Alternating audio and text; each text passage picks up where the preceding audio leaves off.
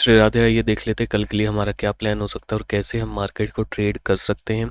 तो आज की जो अगर हम मार्केट देखें और आज की बात करें तो आज मार्केट ने फॉलो तो वही प्लान किया। हमारा प्लान क्या था, मैंने डिस्कॉर्ड कम्युनिटी में आप सबको बताया था कि मेरा प्लान यही रहेगा, सेल ऑन राइज। एक बार राइज आता है तो फिर हमें सेल की तरफ ही जाना है। वैसा हुआ तो सही, लेकिन मार्केट के अंदर वोलेटिलिटी इतनी ज़्यादा थी कि उसने हमें यहीं पे ही 2-3 बार जो है बाहर निकाल दिया और फिर उसके बाद मार्केट कंटिन्यू तो हुई। पीई की साइड प्रीमियम तो बढ़ा, लेकिन जो ये छोटे छोटे पॉजेज आ रहे थे, इस पॉजेज के अंदर अगर आप छोटे स्टॉप लॉस पे काम कर रहे थे तो मार्केट हमें जो है बार बार बाहर निकाल रही थी। तो इससे हमें उसने एक लर्निंग भी दी। क्या लर्निंग दी? कि अगर वॉलेटिलिटी मार्केट के अंदर ज़्यादा है तो बड़े टाइम फ्रेम पे ही शिफ्ट होना चाहिए, थोड़े से बड़े स्टॉप लॉस पे ही काम करना चाहिए। तो हो सकता था मे बी इस ट्रेंड को हम आसानी से पकड़ पाते।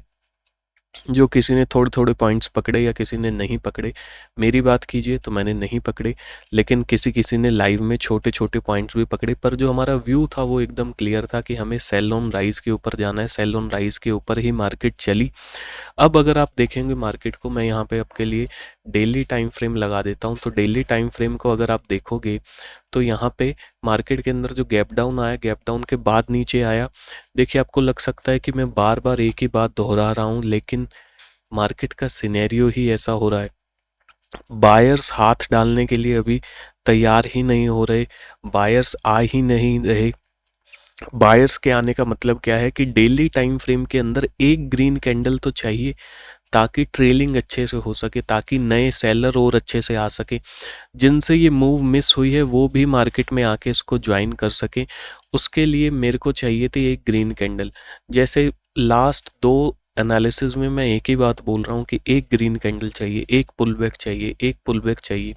तो डेली टाइम फ्रेम को आप देखोगे यहाँ पे red candle, red candle, red candle, आज भी ग्रीन बनते बनते में रेड कैंडल बन गई। फर्स्ट हाफ तक ग्रीन कैंडल दिख रही थी, लेकिन सेकेंड हाफ तक आते आते, क्लोजिंग आते आते मार्केट ने रेड में ही क्लोज दिया है। तो यहाँ से हमें दो चीज़ें देखने को मिल रही है। फर्स्ट क्या कि बायर अभी इंटरेस्टेड नहीं हो रहे, बायर अपना इंटरेस्ट नहीं दिखा पा रहे, इतनी स्ट्रांगली नहीं आ पा रहे कि एक अच्छी कोशिश कर सके। तो पहली चीज़ हमें ये पता चल रही है कि बायर्स के लिए शायद अभी अच्छा प्राइस नहीं आया, इसीलिए बायर्स जो है अच्छा नहीं दिखा पा रहे, अपना एक मौका, एक कोशिश नहीं कर पा रहे। और अगर आगे सेलिंग कंटिन्यू होनी है तो कॉन्फिडेंस सेलिंग के लिए एक जो है मुझे यहाँ पे बाइंग कैंडल चाहिए ही।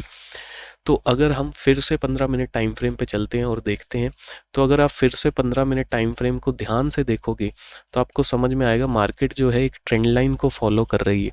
यहाँ से जो है मैं आपके लिए एक ट्रेंड लाइन खींच के आपको दिखाता हूँ, फिर आप देखिएगा मार्केट जो है इस ट्रेंड लाइन को फॉलो कर रही है। देखिए, प्राइस को समझने की कोशिश किया कीजिए। डेटा मेरे सामने है, चार्ट मेरे सामने है, तो समझिए चार्ट क्या कहना चाह रहा है। स्ट्रॉन्ग सेलिंग मूव मतलब कि क्लीन सेलिंग मूव चार्ट में कब दिखती है? जब भी प्राइस या तो रेजिस्टेंस के पास खड़ा हो। रेजिस्टेंस दो तरह के होते हैं, या तो लेवल हो या ट्रेंड लाइन हो, कुछ भी क्यों ना हो, प्राइस जब भी उसके पास आ रहा है बहुत ही क्लीन मूव दे रहा है। लेकिन अब प्राइस इससे बहुत दूर जा चुका है, ट्रेंड लाइन से बहुत दूर दूर जाने लग गया है।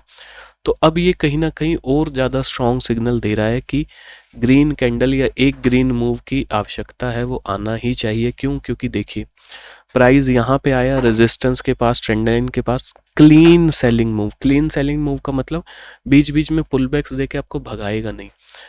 दोबारा आया क्लीन सेलिंग मूव, यहाँ पे देखिए ये रेजिस्टेंस था, क्लीन सेलिंग मूव। इधर ट्रेंड लाइन के पास आया, clean selling move. Trend line के पास आया, clean selling move, clean selling move. आज ट्रेंड लाइन से दूर गया, सेल ऑन राइज की हमने कोशिश की, इतने ज़्यादा स्ट्रॉन्ग सेलिंग मूव नहीं आई जैसे हमें यहाँ पे दिख रही थी, यहाँ पे दिख रही थी, यहाँ पे दिख रही थी। तो मतलब कि सेलर्स भी ज़्यादा अच्छे से सेलर अच्छी सेलिंग वो तब करेंगे जब उनको अच्छे प्राइस पे रेट मिलेगा, और अच्छे प्राइस पे रेट तब मिलेगा जब बायर्स आके इनको थोड़ा सा और ऊपर ले जाएं, या एक अच्छा खासा पुल बैक दें, एक अच्छा खासा प्राइस एक्शन बनाएं, तो नीचे लेके जाएं। तो उसके बाद जो है सेलर्स को भी अच्छा मज़ा आएगा, हमें भी एक कॉन्फिडेंस आएगा।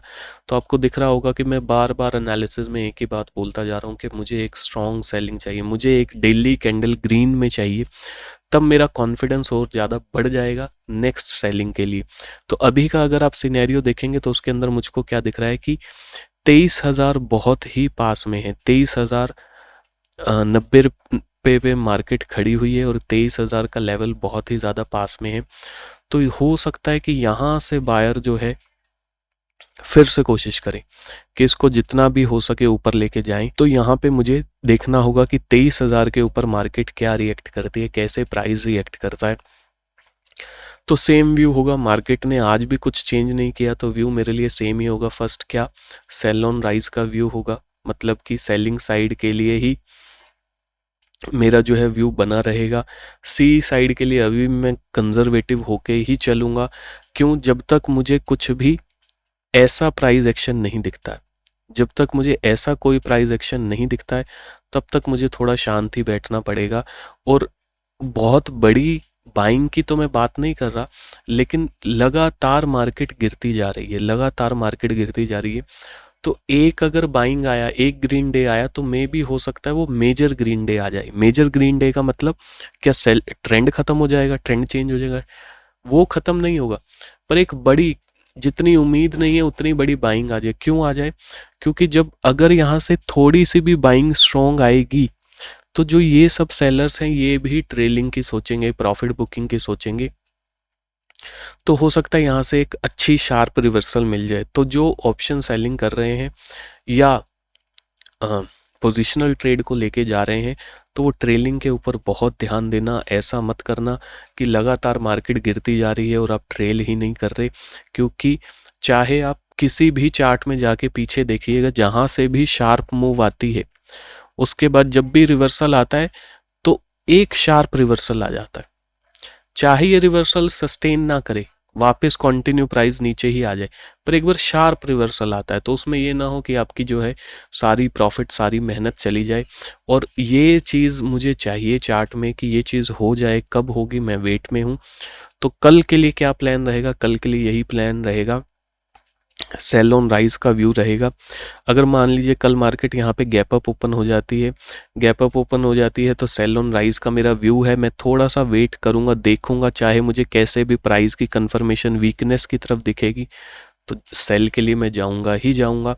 अगर अपसाइड जाने के लिए मुझे ऐसा प्राइस एक्शन चाहिए, लेकिन अपसाइड जो है मैं बड़े टाइम फ्रेम के ऊपर 5 मिनट 15 मिनट के ऊपर मिनिमम ऐसा प्राइस एक्शन ढूंढने की कोशिश करूंगा, फिर ही सी में जाऊंगा।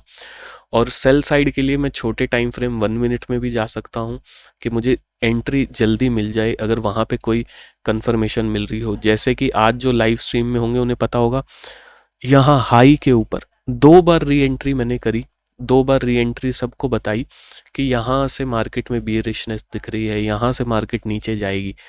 बट पी की साइड मोमेंटम तो जाता था, पर वो पुल बैक्स जो होते थे उसमें कहीं ना कहीं ट्रेलिंग हिट हो जा रही थी। और यहाँ से चाहे बाद में मार्केट नीचे गई, 48,000 बैंक निफ्टी में टच किया और निफ्टी में 23,100 को टच कर दिया। सेम व्यू ऐसा ही हमारा बैंक निफ्टी में भी रहेगा। बैंक निफ्टी में भी हमारा व्यू यही है कि कॉन्टीन्यूस सेलिंग होती जा रही है। अगर आप डेली टाइम फ्रेम को देखेंगे तो यहाँ पे दिखेगा कि continuous red red red candle बनती जा रही है। देख रहे हो, आज फोर्थ डे है जहाँ मार्केट ने कॉन्टीन्यूस यहाँ पे रेड कैंडल बना दी है। तो मुझे एक ग्रीन कैंडल की वेट है, चाहे छोटी ग्रीन कैंडल बने या बड़ी ग्रीन कैंडल बने, कुछ भी बने, एक मुझे ग्रीन कैंडल की वेट है, वो मुझको मार्केट में चाहिए। तो first, same Nifty bank Nifty दोनों चार्ट एक तरह चल रहे हैं, सेंसेक्स भी एक ही तरह से चल रहा है। सेल ऑन राइज का व्यू कंटिन्यू रहेगा, सेल ऑन राइज का व्यू मुझे कंटिन्यू करना है। अपसाइड जाना है तो 15 मिनट के अंदर मुझको जो है ऐसा प्राइस एक्शन दिखे तो मैं अपसाइड जाने के लिए तैयार होऊंगा, छोटी क्वांटिटी से जाने के लिए तैयार होऊंगा। जैसी ट्रेंड लाइन आपको निफ्टी में मिल रही थी वैसी ही ट्रेंड लाइन आपको 15 मिनट में बैंक निफ्टी में भी मिलेगी। और देखोगे कि यहाँ भी वही सेम चीज़ हो रही है। हम जो है चार्ट के ऊपर मेहनत नहीं कर रहे होते, चार्ट को, प्राइस को आसानी से देखते नहीं हैं। यहाँ पे देखेंगे तो आपको यही दिख रहा होगा, क्लीन मूव जो है, क्लीन मूव का मतलब 150-200 पॉइंट वन गो में जाएं बिना परेशान किए, वो आपको रेजिस्टेंस पे ही मिल रहे होंगे। यहाँ पे देखिए तो रेजिस्टेंस पे ही आपको क्लीन क्लीन मूव्स मिलेंगी। और यहाँ पे देखिए रेजिस्टेंस में मिल रही है, यहाँ पे देखिए रेजिस्टेंस में मिल रही है। अब मार्केट ट्रेंड लाइन से थोड़ी ज़्यादा दूर हो चुकी है, तो अच्छा यही रहेगा कि 48,000 पे यहाँ मार्केट खड़ी है, 23,100 के पास वहाँ मार्केट खड़ी है। तो थोड़ी सी मूव दिखा के, चाहे 50 पॉइंट्स यहाँ अप डाउन जाके थोड़ा वोलेटिलिटी दिखाए, चाहे साइडवेज हो जाए, लेकिन थोड़ा सा मार्केट अपने रेजिस्टेंस को बनाए, एक रेजिस्टेंस बनाए या इस ट्रेंड लाइन को फॉलो करे। फिर अगर फॉलो थ्रू मिलता है नीचे की तरफ तो कॉन्फिडेंस होगा, वहाँ पे फिर हम ट्रेड में बैठेंगे तो बड़े टारगेट के लिए बैठेंगे। तो आज भी मार्केट के अंदर मूव आई, चाहे छोटी स्लो मूव आई, तो देखते हैं कि कल मार्केट का कैसा विचार रहेगा। तो सेल ऑन राइज कंटिन्यू रहेगा, सेल ऑन राइज पे ही हम जाएंगे। अपसाइड जाना है तो बड़े टाइम फ्रेम के अंदर क्लियर प्राइस एक्शन दिखना चाहिए, फिर अपसाइड जाएंगे, छोटे टारगेट के लिए जाएंगे, कम क्वांटिटी से जाएंगे। और सेल ऑन राइज में हमें जैसे ही कुछ ऐसा प्राइस एक्शन दिखेगा हम फिर से कंटिन्यू हो जाएंगे पीई साइड के लिए, और यहाँ पे बैठेंगे, देखेंगे कि मार्केट कैसे जाती है अपने नेक्स्ट सपोर्ट तक, या बायर्स बीच बीच में कोशिश करते हैं। क्यों? क्योंकि अगर अभी बायर्स कोशिश कर लेते, आज के दिन या कल के दिन अगर बायर कोशिश कर लेते, तो फिर हमारे लिए आगे का रास्ता और ज़्यादा क्लियर हो जाएगा, तो आराम से बैठ सकेंगे, बड़े टारगेट के लिए जा पाएंगे। एक जो है यहाँ पे हम 48,000 पीई की भी बात कर लेते हैं। जो मैंने आपको बताया था 48,000 का प्राइस जो था उस समय 160-70 रुपये के आसपास था। यहाँ पे देखिए 160-70 रुपये के आसपास का प्राइस था, जो अब जो है प्राइस 1000 नहीं, अब जो है प्राइस जो है यहाँ पे ऑलमोस्ट 760 को टच कर चुका है, हाई कर चुका है, और अब ये हमारा एटीएम हो चुका है। हमने ओटीएम में बाय किया था, अब ये एटीएम हो चुका है। स्ट्रीम पे कई स्टूडेंट ने इसका फ़ायदा भी उठाया, चाहे किसी को एक्सपीरियंस करना था एक एक लॉट उठाया। और देखिए ऑप्शन बाइंग के अंदर पोजिशनल ले जाना इतना आसान नहीं होता, थीटा डीके और ये सब चीज़ें होती हैं तो कहीं ना कहीं वो नुकसान ही देती हैं। पर सही समय पे सही समझ को, चार्ट को समझ के आप जब ट्रेड लेंगे तो वही चीज़ आपके फेवर में भी चली जाती है। तो आप सिर्फ स्किल पे ध्यान दीजिए, माइंडसेट पे ध्यान दीजिए। जो नॉइस है कि ऑप्शन में ऐसा होता है वैसा होता है, उस सब की तरफ ध्यान ना देकर फोकस हो जाइए, और फोकस होकर ध्यान दीजिए तो यहाँ पे कुछ रिजल्ट्स आपको दिखना शुरू हो जाएंगे। आप वीडियो में यहाँ तक आए, आपने वीडियो को देखा, आपका बहुत बहुत धन्यवाद। मैं दिव्य बिहारी दास, फिर मिलूंगा आपको अगली वीडियो में। श्री राधे।